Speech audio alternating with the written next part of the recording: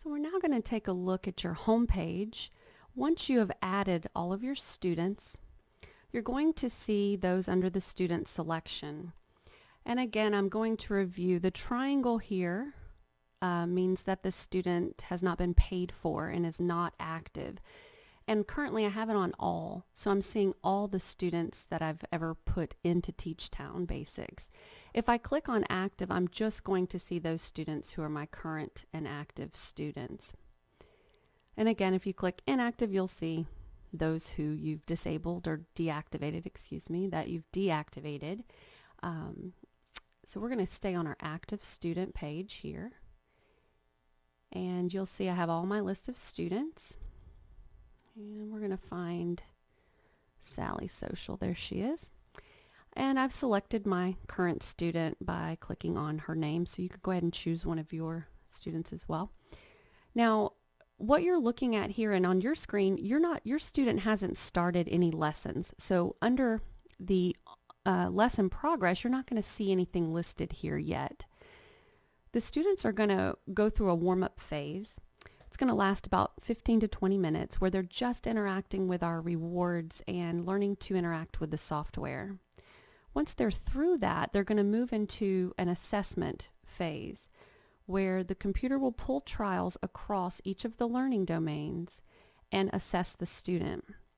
Once the student has gone through that assessment, the computer will place them across each of those learning domains at the appropriate developmental level. And once that has been completed, you are going to see a list of those lessons here under On Computer, what the student is currently working on, what's in progress for that student. So again, the students work through a warm-up phase. Once they've learned to interact with the software, then the computer will do the assessment. That also lasts about 15 to 20 minutes depending on the student. The computer then will choose lessons, and it usually chooses about 10 to 11 lessons for the student. And those will be considered your quick start lessons. Okay, and that's what this green button down here is going to be used for. These are lessons the computer has chosen based on the student's assessment and their ongoing progress throughout the curriculum. So here we're looking at, on our home screen, On Computer lessons. So this is going to give you a quick at-a-glance each day of what the student is working on and how they're progressing through it as far as moving through the assessment here, each lesson.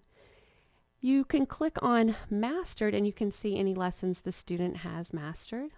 And then if you've chosen to disable any lessons, which we'll get into more when we talk about the curriculum, they will show up here. These are lessons you've chosen to turn off for maybe a period of time and then put back in place, or you've turned off totally for that student.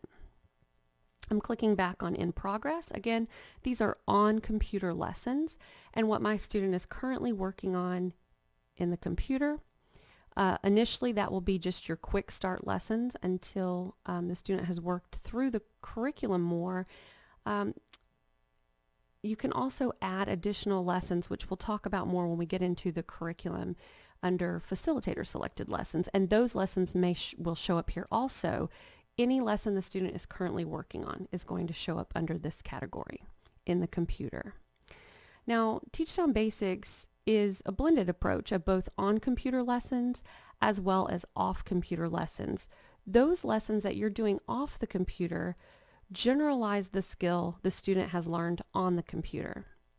So if we click on Generalization and Recommended, we're going to see a list here of lessons that the student, it's recommended by the computer that the teacher work on these lessons in the classroom to generalize the skill. And these are any lesson they've worked on in TeachTown, whether it's a past pre-test, whether it's a mastered skill that they've mastered in TeachTown Basics on the computer.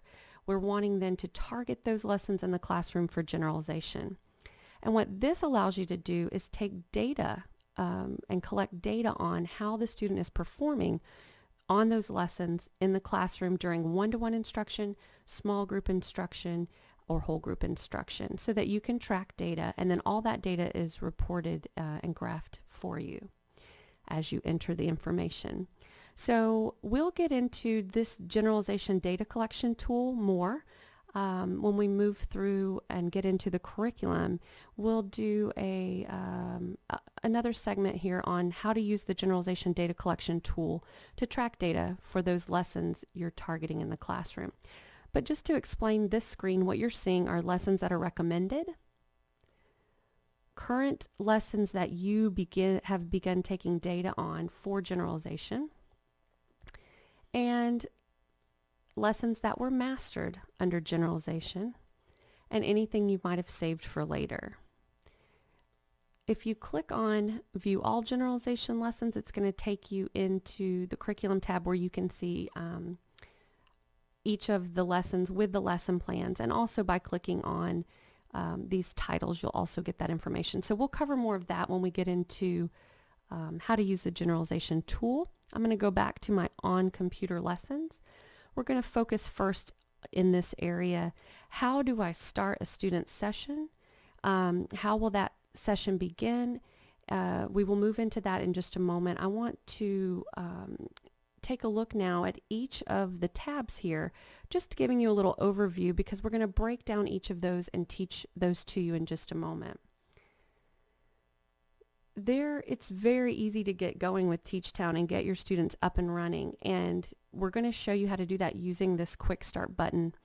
But this is a very robust program, and it really allows you to customize and differentiate your instruction for students.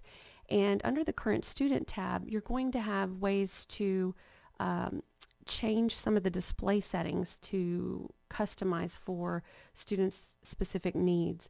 You're going to be able to select different rewards and really choose rewards that are motivating for the student. You can adjust the student levels, and we'll look at how to do that in a future segment, and how to set errorless prompting, so you can customize the prompting for the student as well. You can add your notes, so that helps you analyze some of your data when we look at data analysis later when we get to reporting. And you can really customize and align for your IEP goals. You can also add members to the student's team, and this is a great feature as well, so that you can really collaborate with the other professionals in your building as well as parents and outside providers.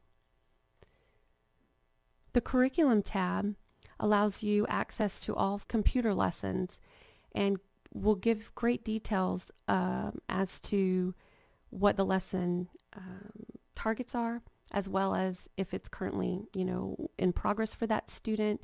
You have access to preview lessons here. You can search by domain. So we'll get into more details and talk about how to do that as well. Quick Start Lessons, it's going to show you exactly what the computer has chosen for your student, and as lessons are mastered, the computer is going to choose new lessons to go in their place. Partially completed lessons, and these are any lessons that the student is currently working on. Your facilitator selected lessons, we're going to learn about how to add your own lessons and customize more directly to the student's IEP. And you can turn off lessons that you may feel are not appropriate for the student or are challenging, and you can put those things on hold, bring them back later. All those lessons would be housed here. And then again, our generalization lessons, which we're going to cover more in a future segment as well. You also have the Start Student Session tab, which allows you to either start your Quick Start lessons, those that have been chosen by the computer, or you can choose to start a session using your facilitator selected lessons, and these would be lessons that you have chosen specifically for the student outside of what they are working on in Quick Start. We'll go through those when we get into the Curriculum tab. And the last tab is your Reporting Center, and here you will be able to access a variety of reports where you can look at it from the district level all the way down and drill down specifically to a student information through a variety of reports and graphs. This gives you a visual analysis of how the student is performing and allows you then to make better decisions for database decisions for instruction in the classroom, as well as updating your IEP goals and present levels of performance, and again, making those database decisions for instruction. So your home page is really, you're going to continue to use this home page. You're going to continue to go back to this home page each time when you start a student session, or to change any features for a student. You would select your student's name. Their name will then appear in the top, and then any of these things you're customizing is going to be specific to that student.